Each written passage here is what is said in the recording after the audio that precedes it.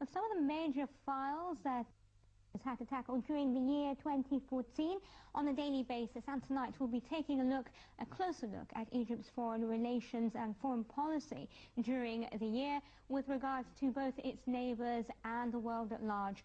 Since President Abdel Fattah al-Sisi has taken office, it's no secret that the Egyptian administration has exerted its utmost efforts to both cement and to rebuild strong ties with the world, especially after the June 30th revolution, which did cause a strain with some nations. But it was also that revolution that emphasized the cordial and unwavering ties that bind Egypt with, for example, the Kingdom of Saudi Arabia, the United Arab Emirates, Jordan, Kuwait, and a number of other Arab countries, as well as Russia, Greece, Cyprus, and China, to name a few. I'll be looking at this and more detail with my guests here in the studio. But before we begin our in-studio discussion, there's also another story making headlines here in the country, and that was President Abdel Fattah al-Sisi's welcoming of an invitation by Spanish King Felipe to visit Spain. The president, speaking to the press, stressed the deeply rooted relations between the two countries. Sisi received the invitation during a meeting with Spanish Foreign Minister José Manuel García Margallo. The meeting, which was attended by the Egyptian Foreign Minister Sameh Shoukry, also tackled ways of boosting bilateral ties as well as regional and international issues of mutual concern.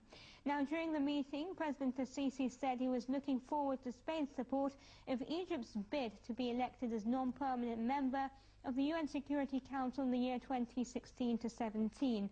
Egypt was the last member of the Security Council in 1997. Now, speaking of foreign affairs, during the meeting, Sisi highlighted Egypt's keenness on playing a vital role to end the war in Syria, stressing Cairo's cordial relations with all parties involved in the conflict. Touching on the Palestinian cause, the president also reiterated Egypt's vision to establish an independent Palestinian state, underlining that talks with Israel and the Palestinian Authority have been intensive. Presidential spokesman Khaled Youssef said that the Spanish top diplomat stressed his country's support for Egypt in its fight against terrorism, adding that Spain is looking forward to boosting relations with Egypt, especially after Spain joins the UNSCE in January of 2015. Well, before I sit down with my guests here in the studio, let's take a look at the first report we have for you for this evening, and a closer look at, or a roundup rather, of the key foreign policy issues that were tackled this year. Let's take a look.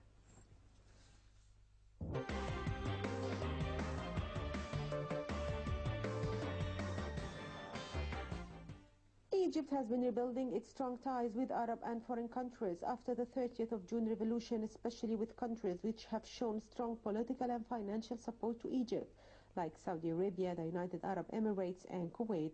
Starting from Saudi Arabia, with the distinguished relations with Egypt returned to the great capacity enjoyed by the two countries at the Arab and international levels.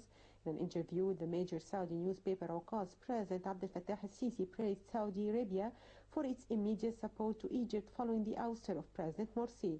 While relations and trade between the UAE and Egypt have improved immensely following the 30th of June, the UAE has also helped boost Egypt's economy. Moving to Qatar, where President Abdel Fattah al-Sisi met last week with the special envoy of the Saudi king, as well as special envoy of the Emir of Qatar, in a bid to bridge gaps between Cairo and Doha.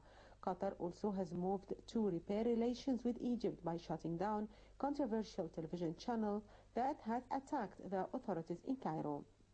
Egypt still seeks the extradition from Doha of a number of Brotherhood terrorist group supporters or leaders who have taken refuge there. And to Jordan, where President el-Sisi met earlier in the month with Jordan's King Abdullah II in Amman to increase coordination between the two countries regarding possible regional threats. Sisi also expressed his gratitude for Jordan's honorable and brotherly stance for its support since the 30th of June revolution. Moving to Palestine, where Egypt played a major role to ease tension between Hamas movement and Israelis during the last months by holding a lot of reconciliation conferences in a trial to end the conflict. On Syria, el-Sisi said Egypt supports the continuity of a strong Syrian state, adding that Egypt will also stand with the Syrian people for a better future and the prevalence of their will. Tackling their relations with the African countries, especially the issue of the Ethiopian dam, el-Sisi said that Ethiopia has the right to achieve the development of its people and Egypt has the right to get its share of the water without a decrease. And after almost a year of suspension, Egypt has been brought back into the fold of the African Union. The Egyptian government resumed its active membership during the AU summit held in Equatorial Guinea after the AU's Peace and Security Council lifted its block. Moving to Libya, where President el-Sisi urged the United States and Europe to help the Libyan army in its fight against militants, now to save the country from requiring intervention on the scale of Iraq and Syria. President Abdel Fattah el-Sisi also visited Sudan in an attempt to shore up a regional alliance against terrorism.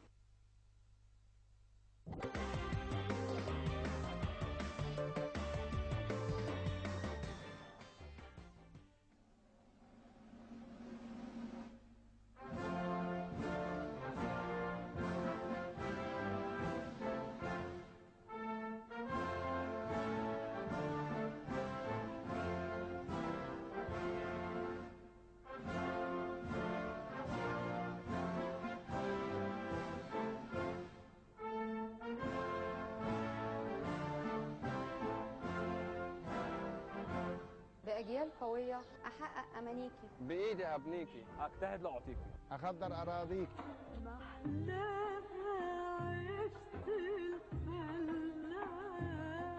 مطمن قلبه مرتاح.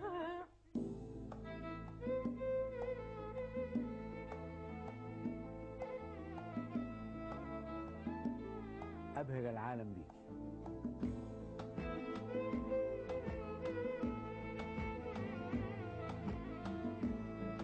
جميلة بكل ما فيكي.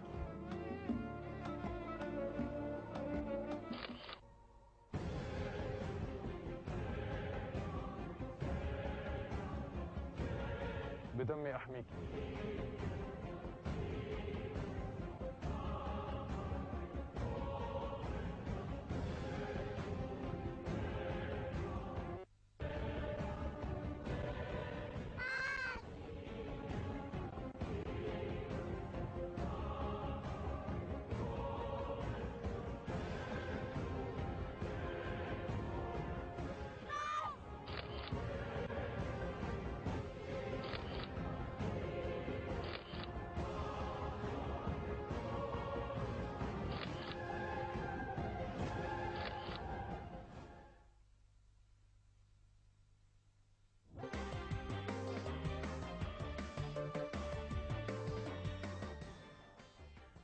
Welcome back, ladies and gentlemen, and I'm being joined here in the studio by Mr. Hossein Nassar, former First Under-Secretary to the Ministry of Culture. Thank you very much for coming in tonight. My pleasure. Also joining me is Dr. عماد مهنا, political analyst. Thank you very much for your time. Thanks for having me.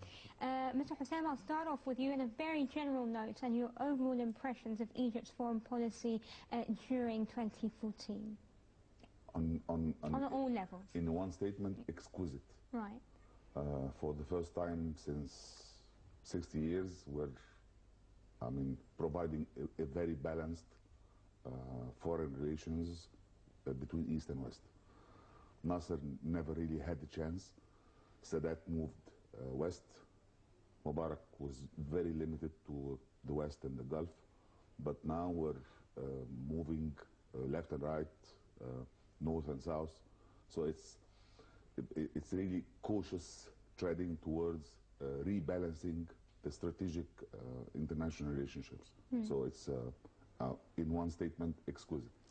Do you agree with me when I say that, as an Egyptian, I feel that there has been, we're not as, there's a different approach. We're clearer, we're making clearer statements, we have direct positions, it's not sort of in the middle, unclear, and that is very important to regaining Egypt's stature both in the Middle East and Africa and internationally as well. Do you agree? Of course. As I've said, for the first time since a very long time, we're having an agenda, and we're working towards achieving it. And it seems that the president understands the importance of Egypt, the strategic importance of Egypt. And he's deploying it, I mean, the relations, the international relations, to the benefits of Egypt, economically, politically, and it will have its impact socially as well. So it's looking in a panoramic kind of view, we're on the right track. And how do you think, though, the approach by the foreign minister himself is different to his predecessor? Maybe the time is different. We had to absorb the attack and then move forward. Right. But each person has his own personality in handling things. Some people like it subtle and some people like it aggressive. Right. So Sameh Shukri is belonging to the same panel I belong to, aggressive diplomacy. But that does not mean that Nabil Fahmy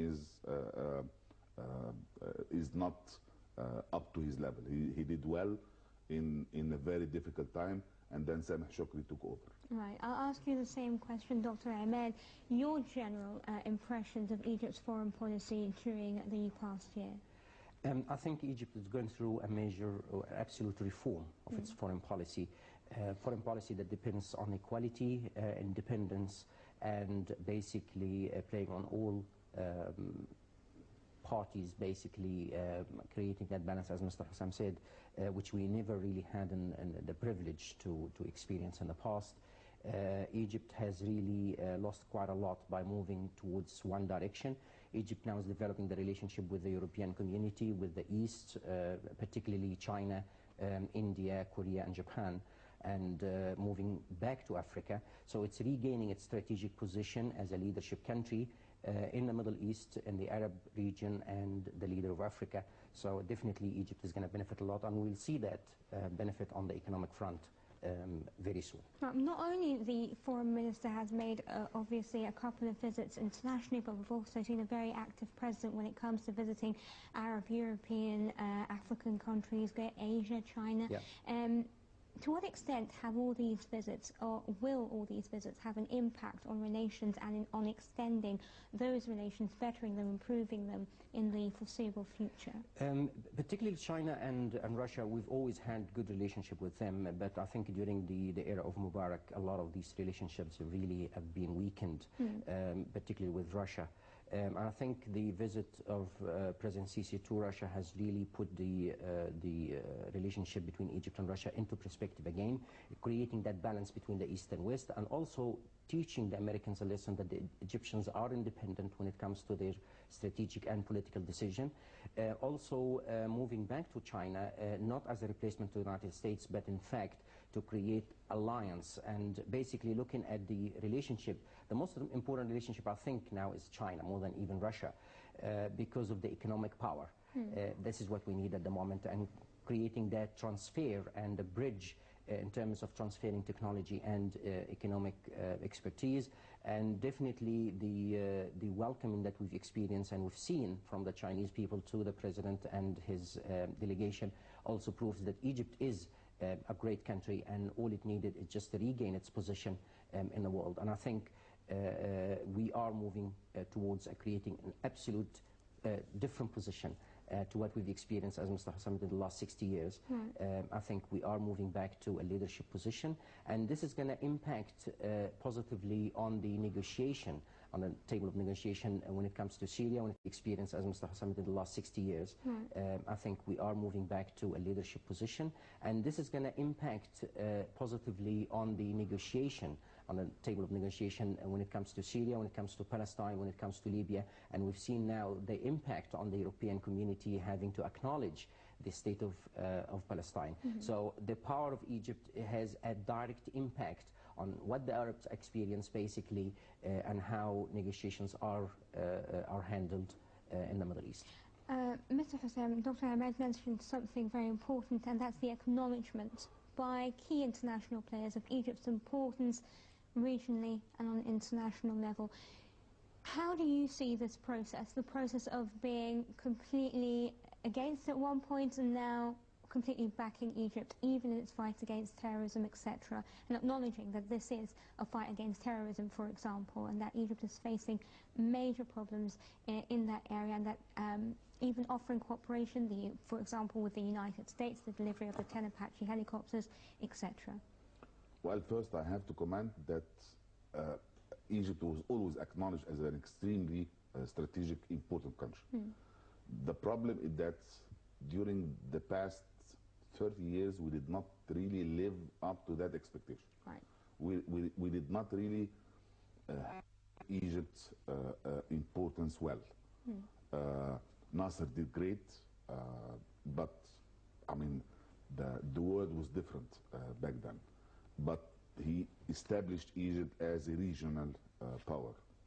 Sadat did the same with some maneuvering. But during Mubarak time, we actually lost the strategic orientation. We've been handling foreign relations on a haphazard fashion. Mainly the United States, some key relationship with Italy and France, and the Gulf. That's it. That was all about Egypt foreign relations. However, the world is looking up to Egypt. They've been waiting for Egypt to take its normal, deserved role on the regional front and on the international front as well. Developing multilateral relationships, the different organizations, United Nations, UNICEF, UNESCO. This is what the world is expecting from Egypt, taking the forefront act, and it will have a great impact, not necessarily immediately, but it will have its impact on the economic development of Egypt, on the holistic development of Egypt as well. I agree with Dr. Ahmad. China is important, but in the new era of handling the relationship, there will be no single country that will be singled out as the most strategic country for Egypt. We're playing on all the international field.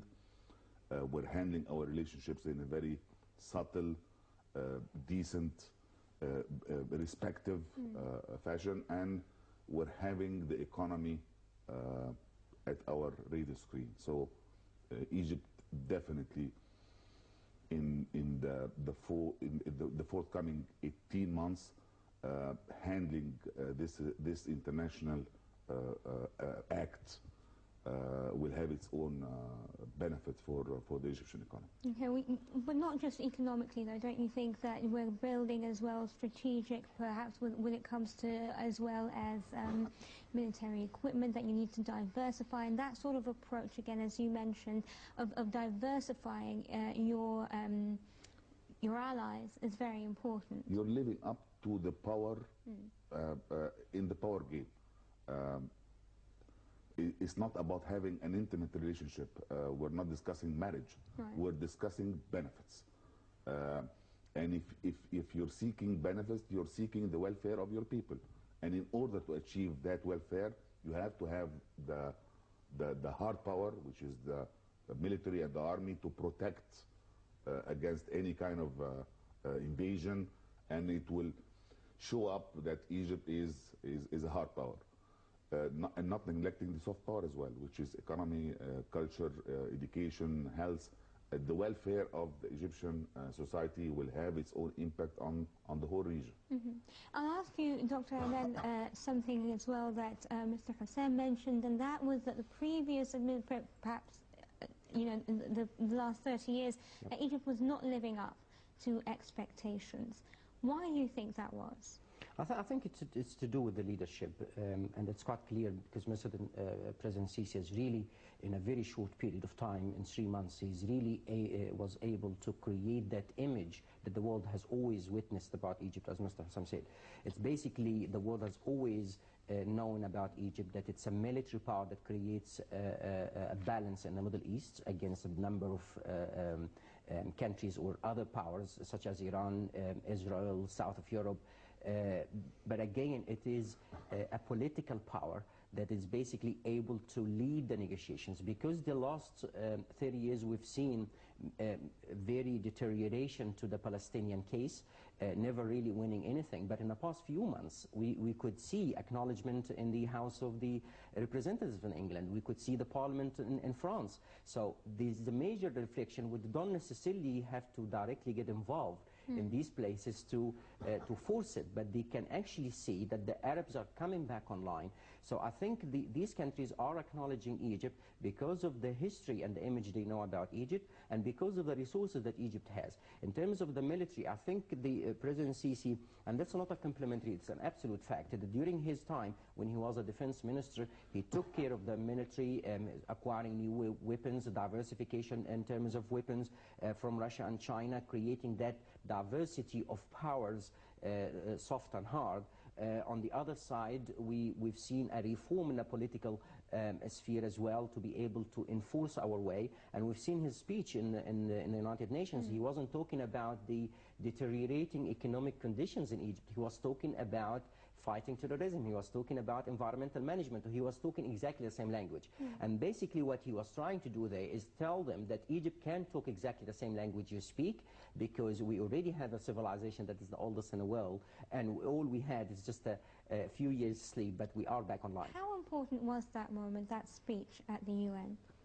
The world respects the powerful, and that's a bottom line. So he has shown that he's powerful with the Egyptians behind him. He's powerful with the nation behind him. And I think the courtesy and the love that Egyptians have shown to Egypt, and we've seen that from collecting 64 billion pounds. And if we actually convert that to dollars, it's 8 years of the American aids they twist our arms for. Right. So we become independent in a week, proving to the Americans and the rest of the world that we have the money, we have the resources, that we're able to come back online and lead not just the Arab world, but the entire Middle East. And lastly, on the economic front, the world has started to see that Egypt has always enjoyed large variety of economic resources and natural resources, but for the first time in 60 years, exception from doing the high dam, Egypt for the first time started to use its own natural resources,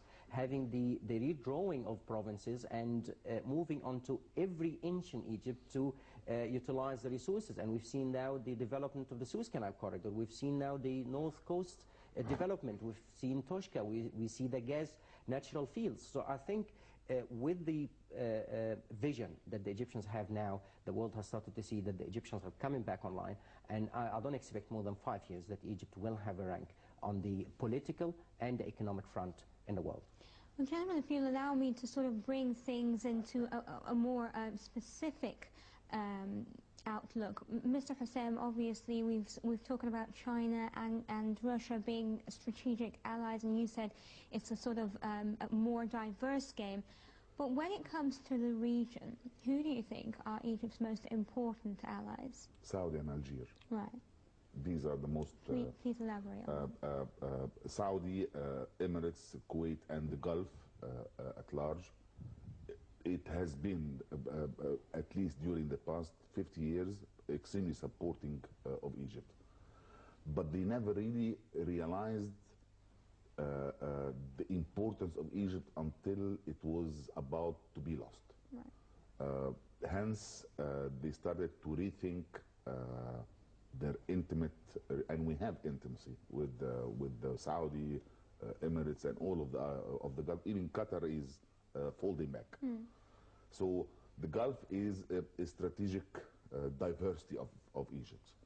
But Algeria is extremely strategic from the Western front. It is a military power, a very strong economy.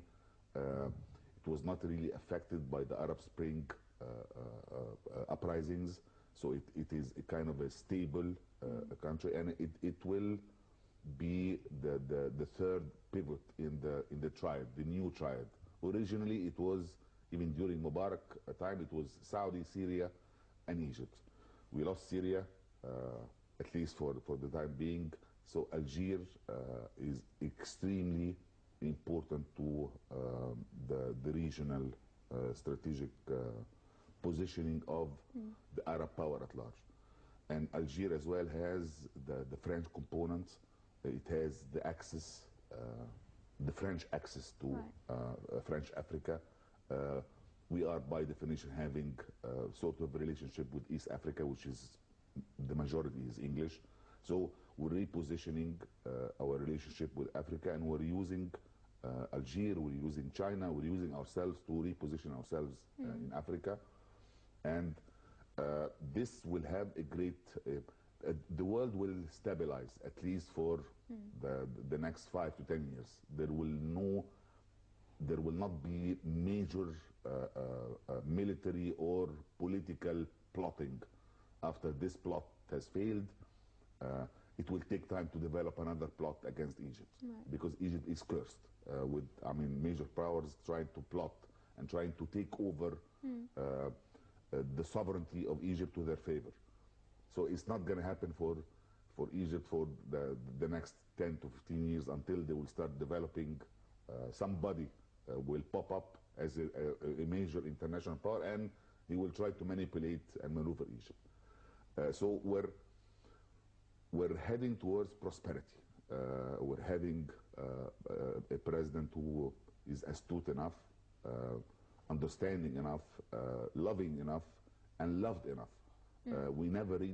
We lost that formula since Nasser and Sadat. We never really had an adored kind of president. Definitely. So this popularity, this populist backing for the president, as Dr. Ahmed said, it was reflected immediately on his stature and his stature in the United Nations delivering his speech. It was immediately noticed. One note adding to Dr. Ahmed has said is that he's revitalizing and renovating the industrial power of Egypt.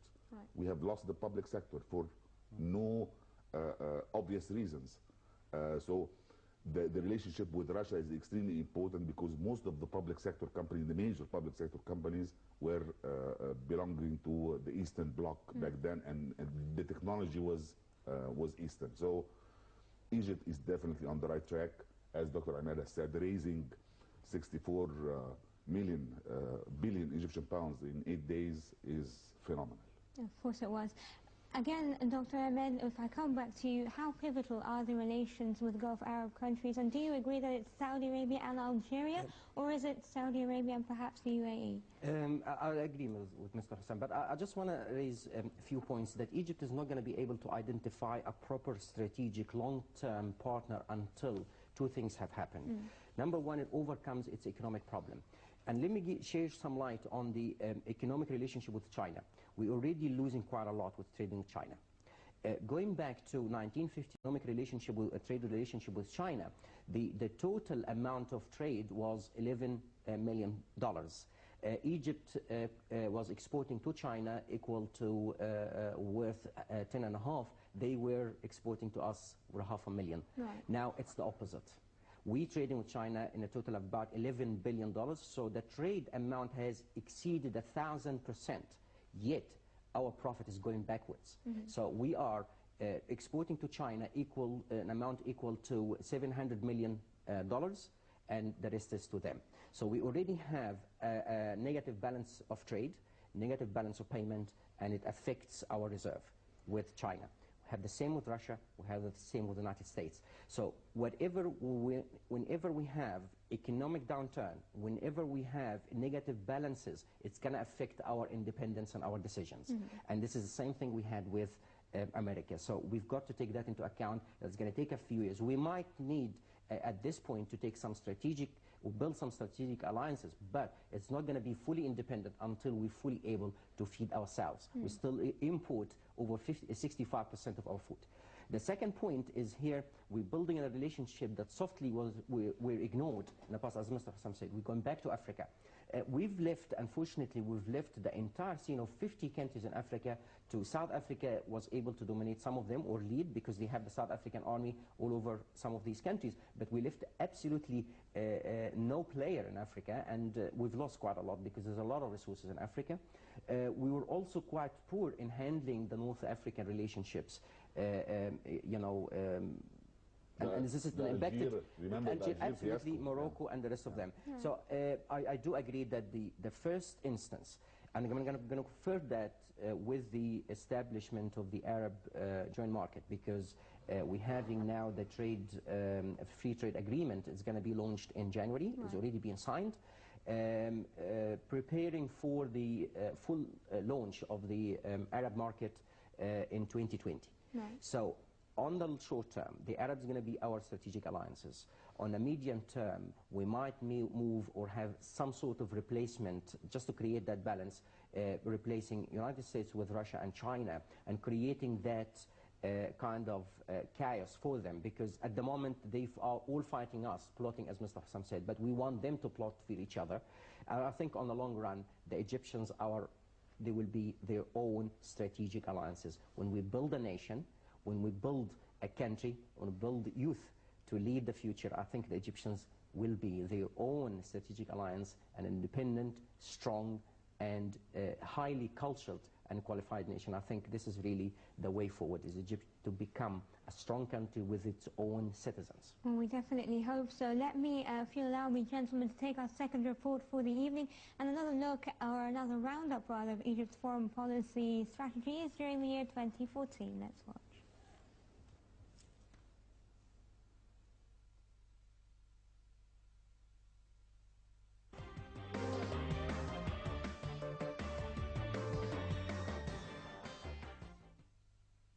Still with the improvement of the Egyptian foreign relations which had been achieved this year, and starting from Turkey, with the Turkish foreign minister has said that Turkey hopes to restore relations with Egypt and will seek to repair it. The Turkish Prime Minister has repeatedly made comments on Egypt's internal affairs, which Egypt described as flagrant intervention. Egypt's relations with the United States have been tense since the deposit of President Morsi, but in a sign of easing tensions between the long-time allies confronting terrorism across North Africa and the Middle East. Egypt received 10 Apache helicopters from the U.S. in the past weeks. El-Sisi also visited the U.S., where he delivered a speech at the UN Climate Summit and the UN General Assembly's 69th session. El-Sisi also met with U.S. President Barack Obama, where they discussed a range of security issues, including the Israeli-Palestinian conflict, Libya, and the situation in Iraq and Syria. Moving to the Egyptian-Russian relations, where President el-Sisi visited Russia upon an invitation by his Russian counterpart Vladimir Putin. Both leaders announced their plans for enhancing bilateral cooperation in the fields of trade, economy, investment, and energy. Putin affirms that el-Sisi's visit stresses the special nature of the relation between the two countries. President Abdel Fattah el-Sisi also visited Europe to maintain Egypt's foreign relations with the European countries. In his short visit to Italy and France, the president managed to revive Egypt's position on the international scene and reaffirm his legitimacy. Italian Prime Minister Matteo Renzi hailed Egypt as a strategic partner and announced that he would be sending a trade delegation to Cairo in an effort to boost the two countries' economic ties. Meanwhile, French President François Hollande vowed his country would be a partner for Egypt in a number of areas and revealed the pair had signed agreements on developing the Suez Canal. Hollande also said that an economic committee would meet in France next March to discuss ways of helping the Egyptian economy. Moving to China, where President Abdel Fattah el-Sisi visited China last week to boost bilateral relations and to give a push to political, economical, and tourism ties between the two countries. The president asserted that the two countries' relations have never suffered any setbacks or negative aspects, a matter which reflects the depth of the relations. For his part, the Chinese president said his country is willing to develop bilateral relations and cooperation in the various domains with the aim of supporting development in Egypt.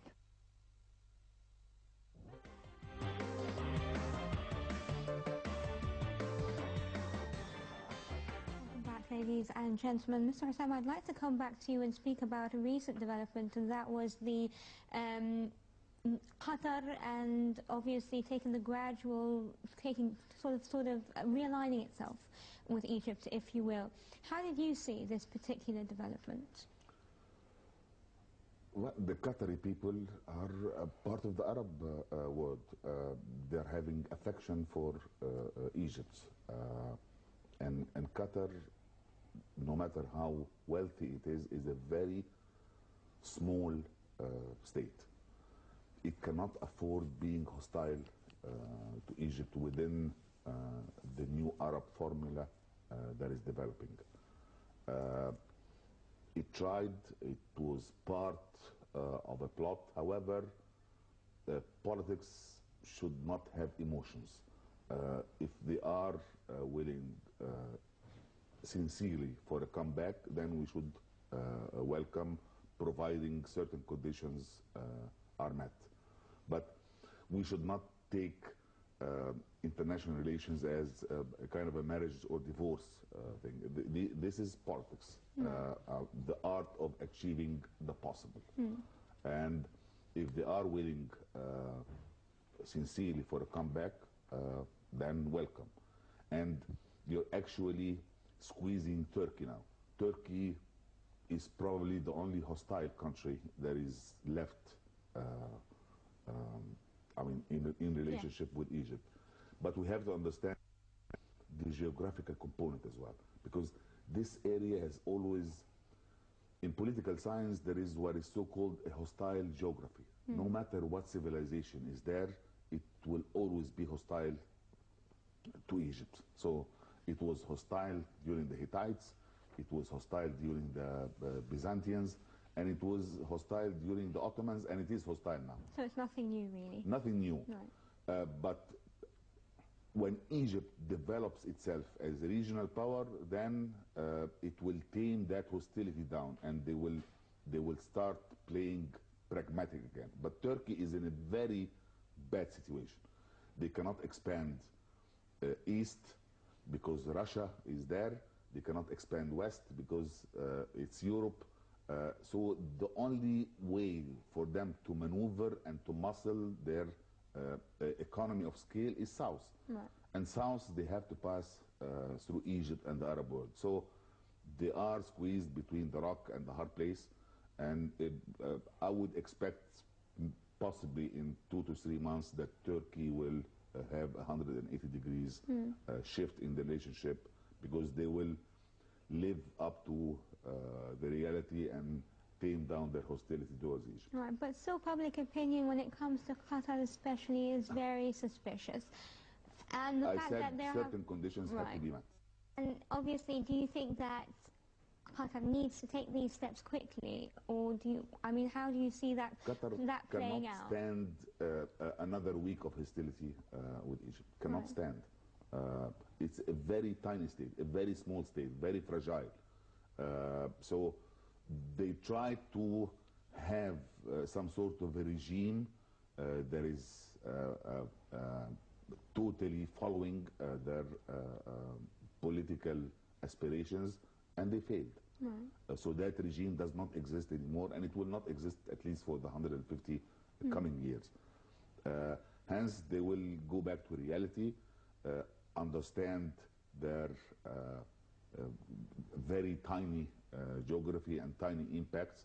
They only have gas to muscle, and gas actually cannot develop a nation. They don't have the strategic human resources to become a major nation. It is a kind of a very tiny state, so it cannot afford having another week of hostility. And can I ask you as well, Dr. Ahmed, if you think that this relationship with Qatar is mendable, if you will? I don't think really Qatar had the power or the courage to stand before Egypt and did what it did if it wasn't playing a role for the West. Qatar was just a tool to divide the Arab world, and I think here we need to be grateful to the Arab brothers in the Gulf area that managed to isolate Qatar and bend it. And I think that's why Qatar is coming back. Number one is the world respects the powerful. So I think Egypt has made a decision, the Egyptian people have made their decision to change the regime and moving towards the 21st century with a new vision, and everybody else has to just accept it. And we have to be always confident that whatever we decide, the world's going to have to accept it. So a lot of countries were saying that it's a military coup. Now they are accepting it. So we just have to continue doing what we are doing. In terms of Qatar, I think the power was really driven by the West, trying to divide the Middle East and create that chaos around Egypt to isolate it. And I think the Arabs have really played, in the Gulf area, played a major role in isolating Qatar and bend it towards the major benefit of the Arab world at large. So Qatar really, it's not that state that had that vision or the decision to be able to split the Arab world. It was just a toy used by the West, and we've seen the West has really come back because the entire plan has failed on June 30th. Right. So Qatar is just part of it. So the entire box of tools have collapsed, and Qatar is just one of it. And I think the second tool was Turkey. But Turkey is going to take a bit of time, as Mr. Hassan said. They're going to have to come down to us because that's the only way. Europe is not going to accept them in the European Commission. And there's a lot of problems. And East, they already have Russia and China, so they're not going to move any East. So the only exit for them is the Arabs, so they are coming back to us. Right.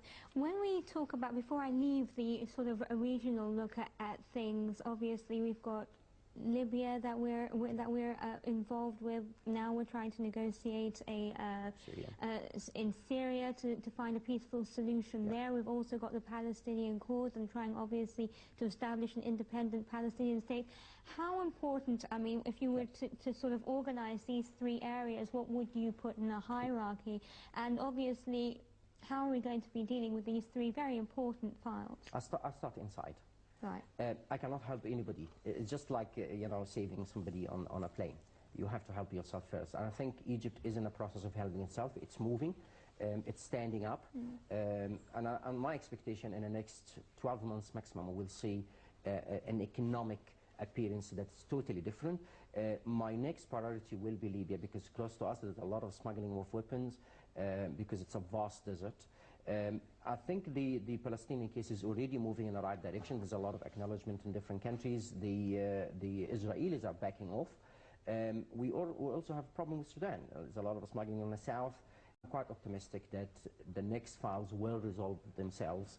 And we've seen that America also backed off in terms of Syria and Bashar.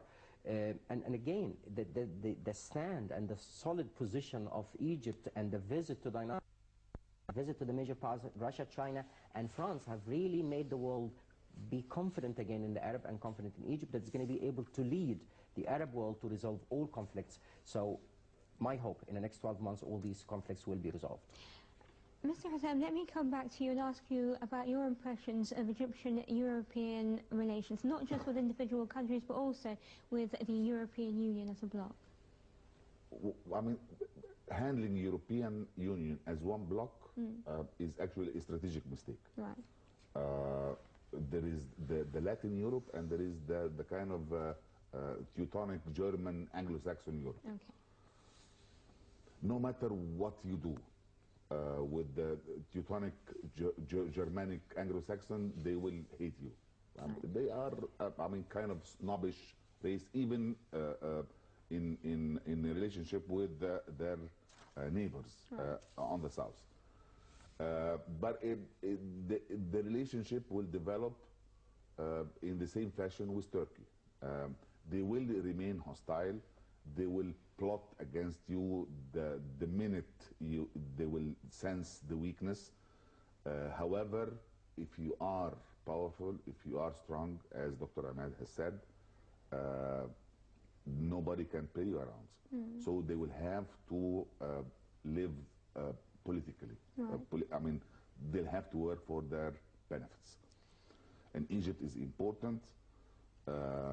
Settling Libya is the first priority. Syria is a mess. Syria, we're having Iran is playing, we're having Iraq is playing, we're having Turkey, we're having even Lebanon is playing in Syria. Yeah. So Syria is a real mess, and it will take some time to settle, possibly 2 to 3 years. But Libya is a very vast country. We're having what, 1,300, 1,400 borders, dimensions with it, and it is an extension to the Egyptian society, even historically. So we have to settle Libya. Hence, Algiers is important. So going back from Egypt, Libya, and Algiers, it will totally kill the remnants of the Arab Spring aftermath, and it will navigate north to Europe, Southern Europe, which has always had a cultural proximity with us. I'm talking about Southern Iranian kind of culture. Hence, Sisi moved very well in Cyprus, in Greece, in Italy, in France. This is the kind of Mediterranean cartel that will keep Egypt away from the Western bloc. Well, it's important because a lot of people questioned why the president chose France and Italy as his European destinations. Breakthroughs. He's trying to achieve a breakthrough into the non-heterogeneous, non-homogeneous EU, right? A very wise move. You have to, penetrate from where you have an advantage. But if he started with England, if he started with Germany, he would have no luck because they are still testing you. They are still testing whether you're gonna recover and become powerful again or not. But if you are powerful, they'll play politics again. Would you say the same applies to Spain? Obviously, we're seeing Spain, Latin. I'm talking Latin. So Greco-Latin Europe is having kind of affection and proximity with Egypt. They understand this better. They are not snobbish as the north of Europe. They are not that really. They don't look down at people if you live up on a tete-a-tete kind of basis. And they've always been part of the Egyptian historical civilizational development. So having that breakthrough into Southern Europe is a very wise move. Also, I'd like to ask you, and I'll turn to you, Dr. Ahmed, when I ask this, is about the role that Spain and these other countries can play in supporting Egypt in its bid to become a non-permanent member of the UN Security Council for the year 2016-17. This is really why, also one of the reasons why President Sisi moved towards France, China and Russia, because the major supports of Egypt to gain that permanent position in the Security Council. I think South Africa was also nominated for that. So we stand a very great chance. And Nigeria. It's becoming a very tough bid. Yeah. And I think Egypt stands really a very strong position here because of the Arab world, its role in the Middle East, and particularly creating that balance in military power. As Mr. Hussam said, on the political sphere, the cultural similarities with south of Europe, North Mediterranean and South Mediterranean, the cultural similarities makes it a lot easier in terms of dealings on the political front. On the economic front, it's exactly the same thing, because we're losing quite a lot, as I mentioned, in terms of negative balance of payment and negative balance of trade with China and Russia. We also have a negative balance of payment with England and North of Europe. But we have a better economic relationship with the South of Europe. So it was a wise move, as Mr. Hussam said, moving toward the South of Europe in terms of trade, economic agreements. And I think the main role here is to start redesigning and redrawing our agreements with our economic partners that are able to take us to the next level, because when we get involved in economic and trade agreements that are not balanced, we end up having, like China, $11 billion of trade. 90% of it is to the opponent. Russia is the same. United States, we've got a negative balance of trade of $8 billion. So all this money comes out from the reserve. So we need to create a balance of trade based on agreements and understanding with countries that are similar in our culture, similar in our taste and preferences, and close to us, that we're able to deal with it. And I think the Arab world should be our first market to deal with. Just to conclude tonight's episode, I'd like to ask you, what areas of Egypt's foreign policy do you think still needs working on, and what challenges still lie ahead? I think it's the confidence. We need to gain the confidence that we are powerful, we are strong, we are leaders, because this is really what we missed in the last 30 years. And I think President Sisi in all the visits have really shown that, and the world has expected that. So we need to capitalize on that and show that we are powerful and strong and leaders. Mr. Hussam, same question to you. We're still having the Latin American untackled. This has always been, as an extension of Latin Europe, has always been very affectionate. From the Caribbean to Central America to South America, always been affectionate for Egypt. So I would expect very soon, possibly President Sisi, I'm just anticipating, I have no knowledge, but I would expect soon enough President Sisi visiting some countries, possibly Cuba, possibly Brazil, possibly Argentina, I don't know. But he has to complete the spherical strategic positioning by tackling Latin America, especially that Brazil is part of the BRICS, which is Brazil, Russia, China, India, and South Africa. So this is the new wave of the economical muscling out of both Eastern and Southern. So I would expect Latin America to unfold soon. Okay, and do you think there are still challenges, or what do you think rather are the main challenges? I think the plot has failed. Right. The West is now having some sort of hibernation, waiting for the other plot to develop, possibly in 20 years. But may God, do not grant them that. If we are powerful enough, if we are sustainable enough, if we remain strong, then we will pass that bottleneck and become an international power ourselves, because we deserve our place there. Right. How important, finally, do you think it is to acknowledge your strengths, as Dr. Ahmed said? Acknowledging, I always believe in, having a mind. Right. I don't like to get emotional, but in a cheerful kind of way. I'm Zamalkawi, and we always lose the league. So we have to deliver. If we deliver, if we live up to the emotion that is developing in the Egyptian society, especially after June 30th and January, we have to look forward, but we have to deliver. We're still lacking the management practice that will take us there. So management is an important issue in Egypt that has to be tackled in order to go forward. Well, gentlemen, I thank you very much for coming in tonight. Mr. Hossein Nassar, former First Undersecretary of the Ministry of Culture, thank you very much for coming in. Also, Dr. Ahmed Mehana, political analyst, thank you very much for your time. Ladies and gentlemen, that's a wrap to tonight's edition of the Daily Debate. You can join us again tomorrow, same time, same place, here on Now TV International. I'm Nancy Sarah Barakat, wishing you all a very good evening.